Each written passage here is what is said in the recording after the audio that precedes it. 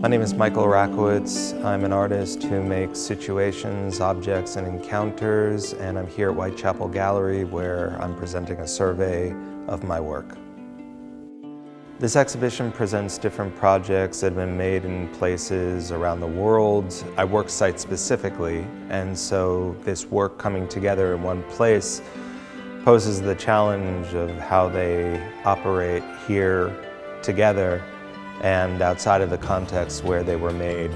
The piece one encounters when they first enter the exhibition is a piece called Dull Roar, which is an inflating and deflating model of one of the Pruitt-Igoe housing units that stood in St. Louis from the mid-1950s up until it was demolished in 1972 as a kind of admonishment of the failures of public housing or social housing. It is also taught in architecture programs as being the moment when modernism ended and postmodernism began.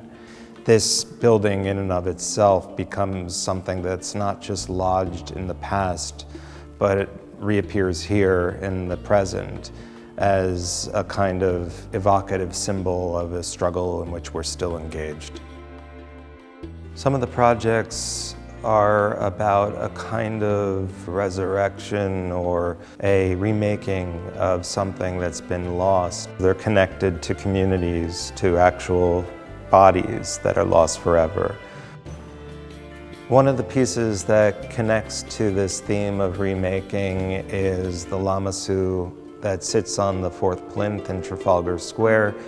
It's a human-headed winged bull that stood from 700 BC at the entrance of the Nergal Gate in Nineveh and was destroyed by ISIS in 2015.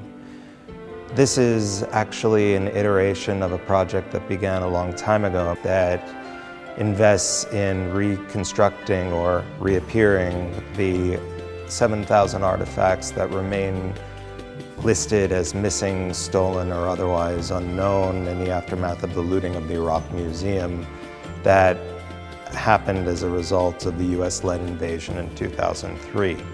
The project actually ends up conveying a kind of compost of different histories, and that compost is basically made out of the things that people read in those communities. This ends up building a new body, and it's a body of the contemporary that is linking those people with their past. When you look at these reliefs in Room N or any of the other works from The Invisible Enemy Should Not Exist that's made out of the packaging of Middle Eastern foodstuffs, it brings me back to the origin of so much of this work, which was the kitchen, where I learned how to cook Iraqi food from my mother and my grandmother. And something that's central to that particular cuisine is the concept of hamud helu, which is sweet and sour. And it allows for those flavors to be held in a space of tension. And it is that place that I look to make my work from that place where you can feel really good and really bad at the same time. And it's that place that I seek to locate my viewers.